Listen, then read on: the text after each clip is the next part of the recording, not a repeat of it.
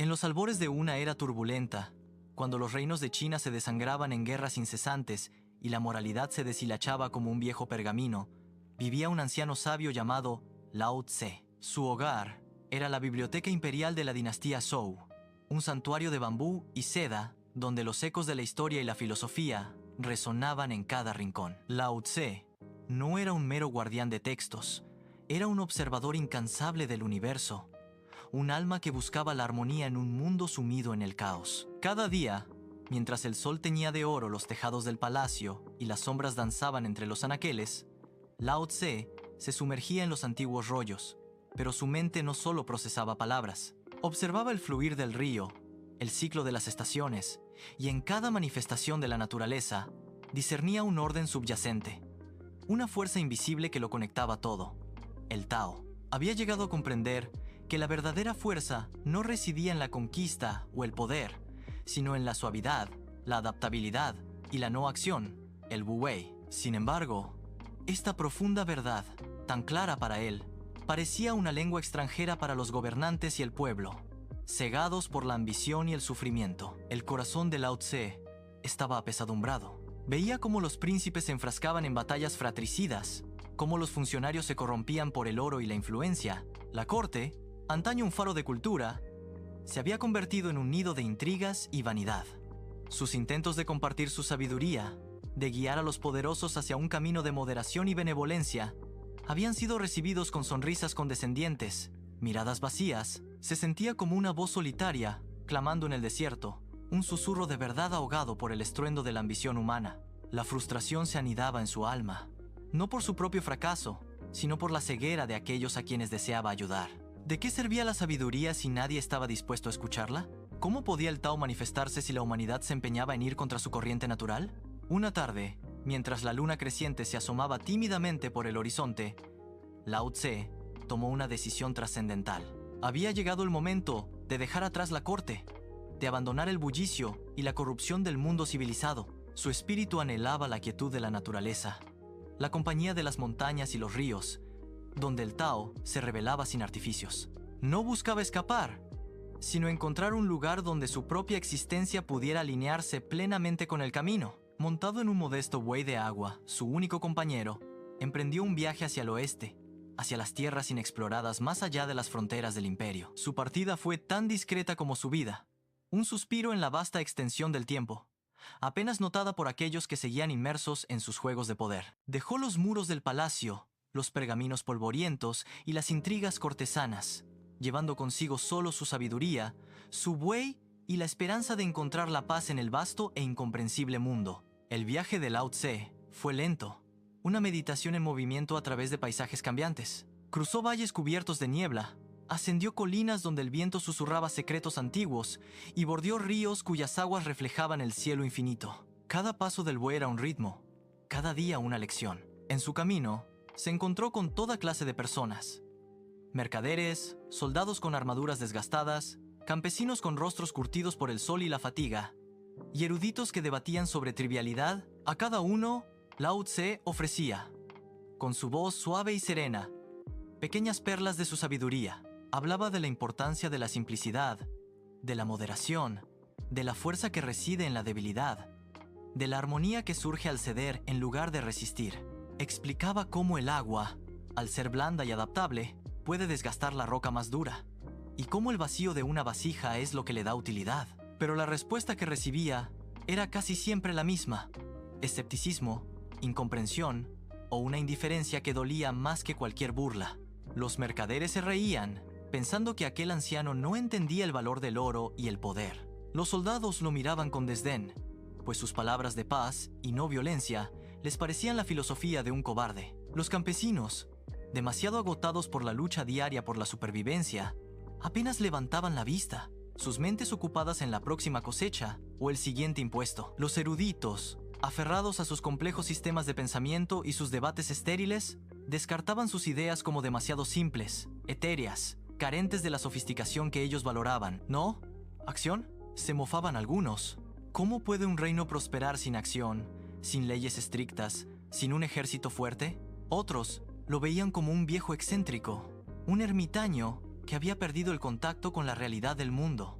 Esta constante incomprensión, esta barrera invisible entre su verdad y la percepción de los demás, reforzaba su sentimiento de futilidad. La sabiduría, pensaba, es como la luz del sol. Está siempre presente, pero si los ojos están cerrados, de nada sirve.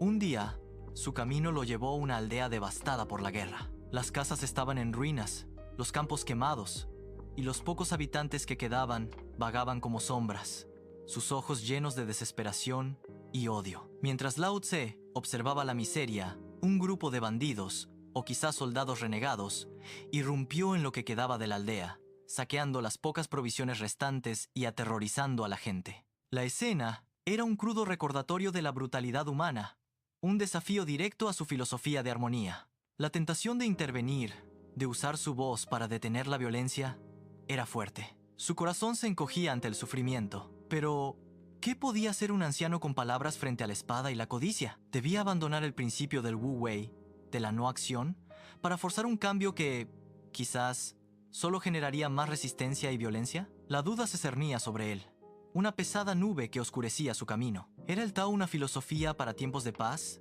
inútil en la cara de la barbarie? ¿O era precisamente en estos momentos de oscuridad cuando su luz era más necesaria, aunque inaudible? Continuó su viaje, con el alma aún más apesadumbrada, hasta que llegó al paso de Hangu, la última puerta de entrada al oeste, un desfiladero imponente custodiado por una fortaleza. Allí, en la entrada del paso, lo esperaba Jin Shi, el guardián de la frontera. Jin Shi no era un simple soldado, era un hombre de gran intelecto y espíritu, que había estudiado los clásicos y anhelaba la verdad, pero que también estaba profundamente desilusionado por la corrupción. Había oído hablar de un anciano sabio que había servido en la corte de Zhou y que ahora se dirigía hacia el oeste, buscando la reclusión. Al ver a Lao Tse, montado en su buey, con su aura de serenidad y su mirada que parecía haber visto el principio y el fin de los tiempos, Jin Shi supo que era él. Una profunda reverencia brotó de su ser. «Maestro», dijo Jin Shi, su voz resonando con respeto y una súplica apenas contenida. «He esperado su llegada. No puede irse así, sin dejar un legado para las generaciones futuras. El mundo está sumido en la oscuridad, y su sabiduría es la única luz que puede guiarnos. Le ruego que no cruce esta frontera sin antes poner por escrito sus enseñanzas, el camino, el Tao, para que no se pierda en el olvido». La petición de Jin Shi no era una simple curiosidad intelectual. Era un grito desesperado de un alma que veía el abismo al que se dirigía la humanidad. Era el desafío más grande que Lao Tse había enfrentado. Condensar lo inefable, lo que solo podía ser experimentado, en palabras. ¿Cómo podía el Tao, que era el origen de todo y a la vez nada, ser capturado en la prisión del lenguaje? Lao Tse se resistió, explicando que el Tao que puede ser nombrado no es el Tao eterno. El nombre que puede ser nombrado no es el nombre eterno. Argumentó que el verdadero camino no podía ser contenido en un libro, que era una experiencia, no una doctrina. Pero Jin Shi, con una persistencia gentil y una mirada que reflejaba la desesperación de su tiempo, insistió. «Maestro», dijo, «aunque las palabras sean solo un eco pálido de la verdad, incluso un eco puede guiar a los perdidos en la oscuridad. Piense en aquellos que vendrán después de nosotros, aquellos que buscarán la armonía en un mundo que la ha olvidado. Su sabiduría es un tesoro que no debe ser enterrado con usted».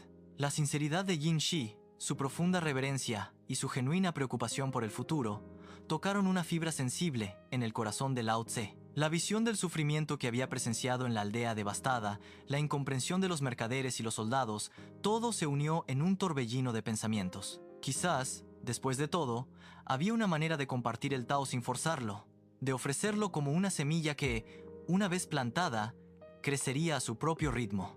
Finalmente, Lao Tse asintió. La decisión no fue fácil, pues significaba ir en contra de su propia inclinación a la no intervención directa. Pero comprendió que esta no era una intervención de fuerza, sino un acto de compasión, una ofrenda.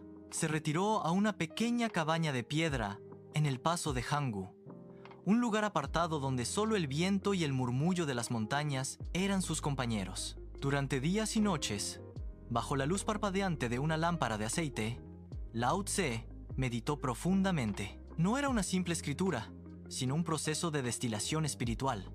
Lucha por expresar lo inexpresable, por capturar la esencia del universo sin atraparla. por nombrar lo innombrable sin limitarlo, cada trazo de su pincel era un esfuerzo por traducir la vasta e ilimitada verdad del Tao en los confines de los caracteres. Las palabras fluían de su mente, no como un torrente, sino como un arroyo sereno, cada una cuidadosamente elegida, cada frase cargada de significado profundo y poético. Escribió sobre la dualidad del yin y el yang, sobre la fuerza de la debilidad, la utilidad del vacío, la sabiduría de la humildad y la importancia de seguir el flujo natural de la vida. Habló de la simplicidad como la clave de la verdadera riqueza, de la compasión como el camino hacia la paz y de la no acción como la forma más elevada de gobierno. Así, en la quietud de esa cabaña, nació el Tao Te Ching, el libro del camino y la virtud. No era un manual de reglas, sino una guía poética, invitación a la reflexión, un espejo en el que cada lector podía ver su propio camino hacia la armonía, la simplicidad, la humildad y el equilibrio. Al terminar el último carácter, una profunda paz envolvió a Lao Tse. No era solo un libro lo que había creado, era la manifestación de su propia transformación, la culminación de su búsqueda. Había superado su frustración personal y había encontrado una manera de servir al mundo sin imponerse, de guiar sin controlar. La verdadera sabiduría, comprendió, no era forzar el cambio, sino ofrecer una perspectiva que permitiera a cada individuo encontrar su propio camino hacia la paz interior y la armonía con el universo. El milagro no fue un evento sobrenatural, sino la creación de este texto atemporal, obra que, a través de su suavidad y profundidad, trascendería las barreras del tiempo y la incomprensión humana. Con una sonrisa serena y una luz renovada en sus ojos, Lao Tse entregó el manuscrito a Jin Shi. El guardián lo recibió con manos temblorosas, sabiendo que sostenía no solo un libro, sino la esperanza de una era. Sin decir una palabra más, Lao Tse montó de nuevo en su buey. Con una última mirada hacia el este, hacia el mundo que dejaba atrás, cruzó la frontera y desapareció en misteriosas montañas del oeste. Su destino final desconocido, su partida tan enigmática como ese, su figura se desvaneció en el horizonte, dejando solo el eco de su sabiduría. Jin Shi, con el Tao Te Ching en sus manos, se convirtió en su primer y más ferviente difusor.